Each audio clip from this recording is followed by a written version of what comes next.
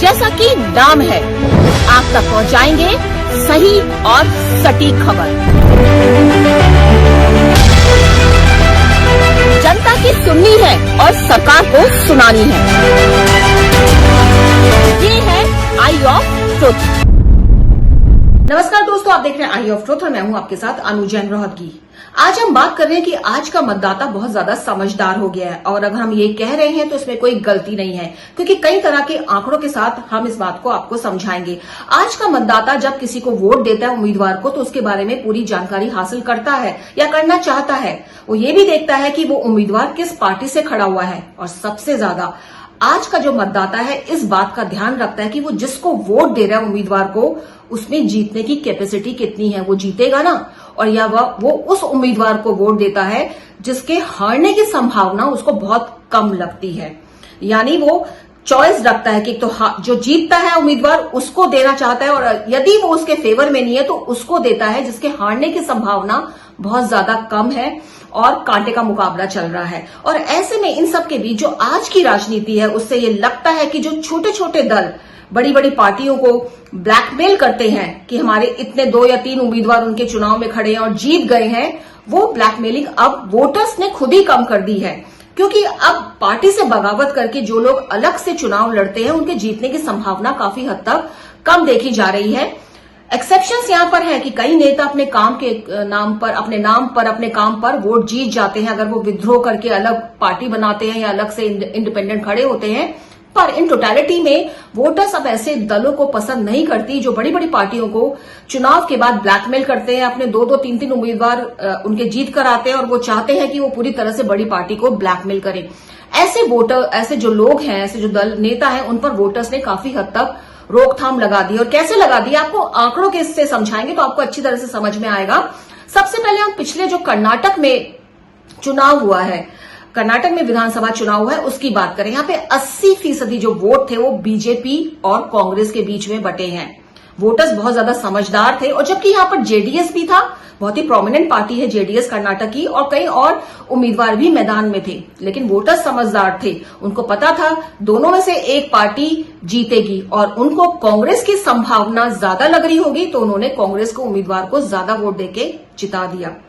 हिमाचल की बात करते हैं, 87%, 87% जो वोट थे वो कांग्रेस और बीजेपी के बीच सीधा मुकाबले में उनको पड़े, और यहां पे बीएसपी भी वोट काटने को बैठी थी, आम आदमी पार्टी के भी उम्मीदवार खड़े हुए थे, दोनों ही बैठे हुए थे वोट काटने के लिए, लेकिन वोटर्स ने उनको साइडलाइन कर दिया। उनको पता था कि हिमाचल में जो जीतने वाली उम्मीदवार हैं वो या तो बीजेपी के हो सकते हैं और या कांग्रेस के हो सकते हैं।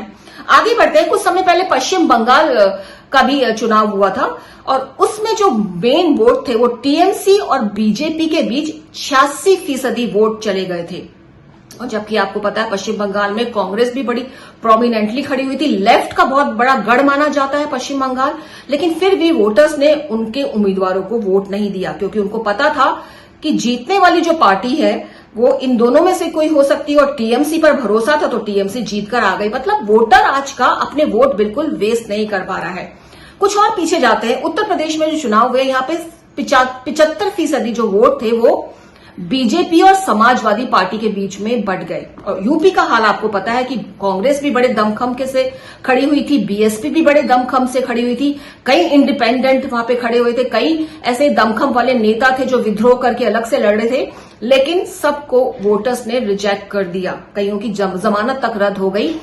कांग्रेस और बीएसपी को साइडलाइन कर दिया, क्योंकि वोटर्स को पता था कि समाजवादी पार्टी या बीजेपी में ही क्षमता है यहां पर चुनाव जीत करके सरकार बनाने की। तो वोटर्स आज का अपना जो वोट है वो वेस्ट नहीं करना चाह रहा है, और बहुत अच्छी बात है, क्योंकि इससे एक सिलसिला चल निकला था, जो हम हॉर्सिंग कहते हैं कि आप पैसे का लेन देन की खरीद और फरोख्त का जो हो जाता था कि आप विधायक को इतने में खरीदिए, सांसद को इतने में खरीदिए, उस सिलसिले पे काफी हद तक हमारे वोटर्स ने ही जो है वो रोक लगा दी है। इससे पहले गुजरात के इलेक्शन अगर आपको याद होंगे तो यहां पर 80% से ज्यादा जो वोट थे कांग्रेस और बीजेपी के बीच में बढ़ गए, जबकि आप बड़ा दमखम लगाकर खड़ी हुई थी कि वो चुनाव जीतेंगे। केजरीवाल ने वहां जाके बड़ा भारी भरकम भाषण दिया था कि इस बार गुजरात हम जीत रहे हैं, लेकिन कईयों की जमानत रद्द हो गई गुजरात में।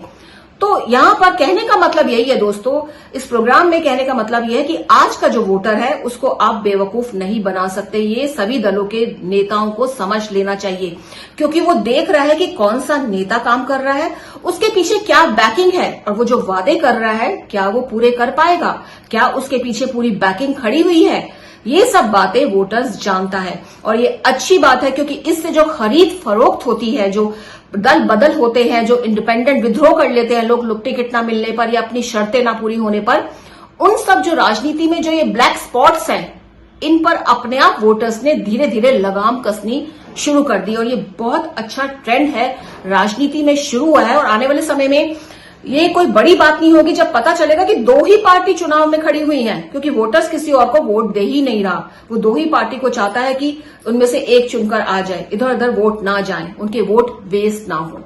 एक ट्रेंड शुरू हुआ है राजनीति में और वो हमने आपके साथ फैक्ट्स और फिगर के साथ पेश किया है, क्योंकि आई ऑफ ट्रुथ की पूरी कोशिश रहती है आप तक पहुंचाए सही और सटीक जानकारी। तो बने रहिए, देखते रहिए आई ऑफ ट्रुथ हमारा चैनल। हमारे चैनल आई ऑफ ट्रुथ को सब्सक्राइब कीजिए यूट्यूब पर, इसे फॉलो कीजिए फेसबुक पर, इंस्टाग्राम पर, ट्विटर पर और कू पर। हमारे चैनल के बारे में फीडबैक देने के लिए हमें मेल कीजिए ioftruth.6@gmail.com पर।